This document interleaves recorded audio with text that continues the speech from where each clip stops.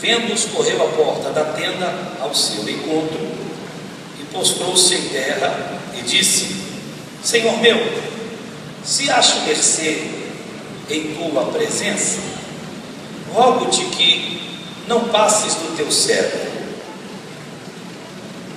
Traga-se um pouco de água, lavai os pés e repousai debaixo desta árvore. Trarei um bocado de pão, refazei as vossas forças, visto que chegastes até vosso servo, e depois seguireis avante. Versículo 12.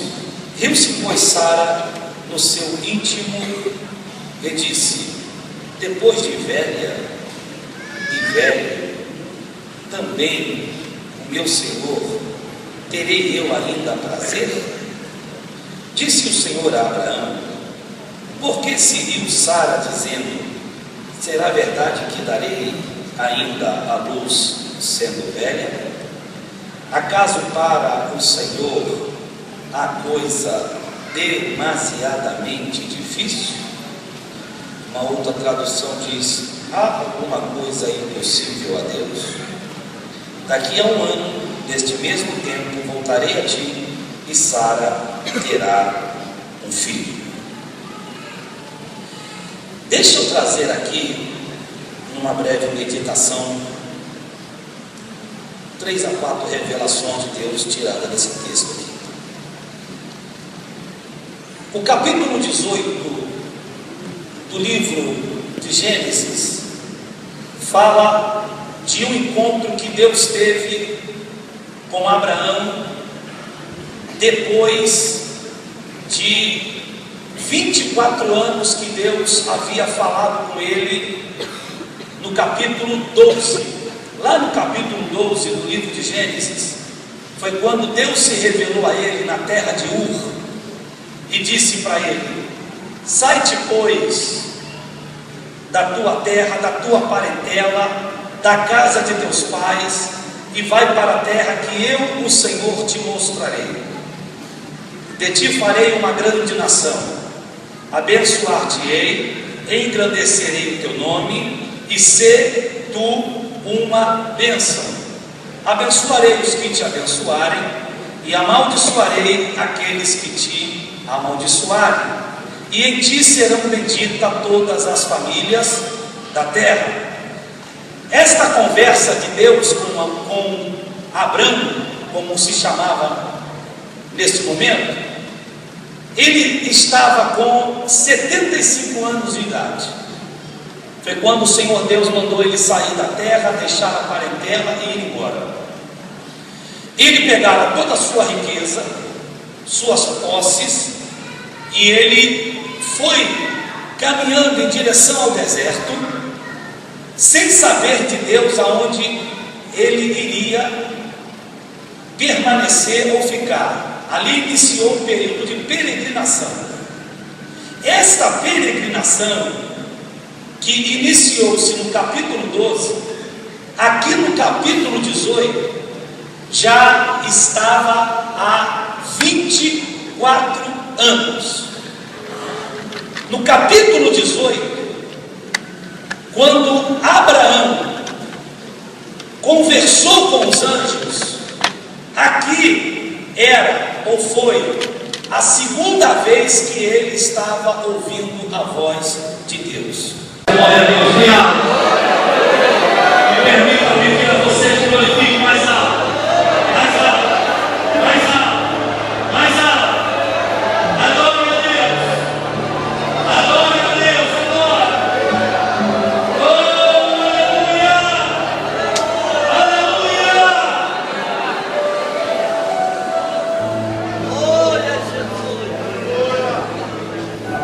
Versículo 1 do capítulo 18. Abraão não estava correndo. Versículo 1 do capítulo 18. Sentado na entrada da tenda. Sentado. E você senta para descansar. Se eu não sei o dia, eu não sei a hora, mas eu sei que Deus vai com ele. Ou sentado, ou levantado, muitas vezes até deitado, como estavam as virgens. Mas na hora que chegar, o Espírito Santo vai gritar: eis aí o noivo, eis aí a vitória, eis aí a porta aberta, eis aí Deus vai cumprir a palavra, Deus vai fazer estabelecer o que Ele falou, eis aí o que Deus te disse. Aleluia! Falta de azeite é descrença.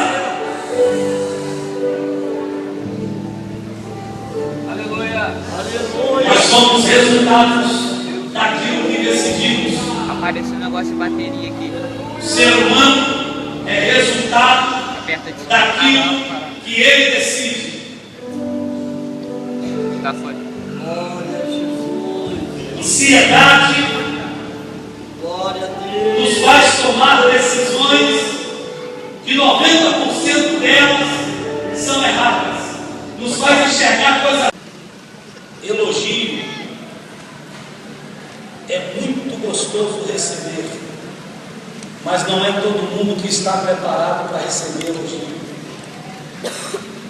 O elogio, ele é um perigo para quem não está preparado para receber. As repetições de elogio faz a pessoa começar a pensar que é o que verdadeiramente ela nunca foi. Mas os bajuladores que ficam em volta, bajulando e dizendo: tu é o cara, tu é o cara, tu é o cara, tu é o cara. Você é bom, você é bom, você é bom.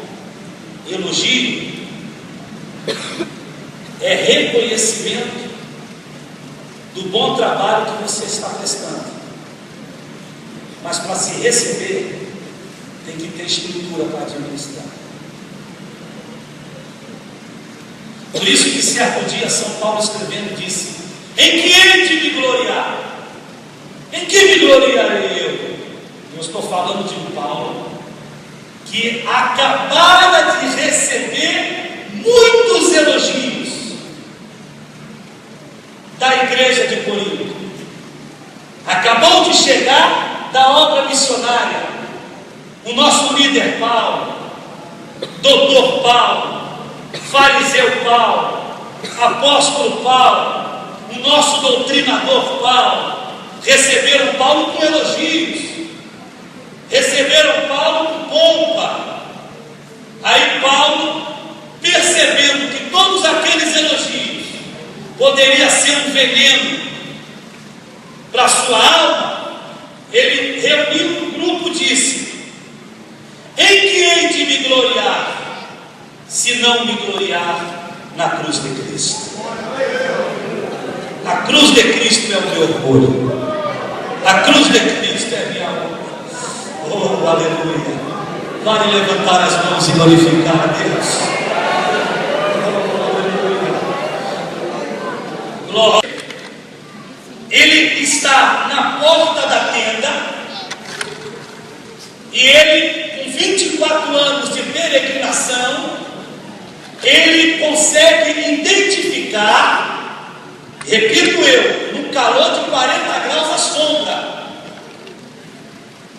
não é num templo sentado com ar-condicionado ligado. Aí ele consegue identificar e diagnosticar que os 3 homens que estavam se aproximando eram anjos de Deus. É interessante, o que me chamou a atenção aqui é que o tempo de espera que Abraão teve e as dificuldades do deserto não tirou de Abraão a identidade que ele tinha com Deus e a presença de identificar as coisas de Deus na vida dele. Irmãos, existe uma enfermidade, uma doença, que esta enfermidade, ela é uma das maiores enfermidades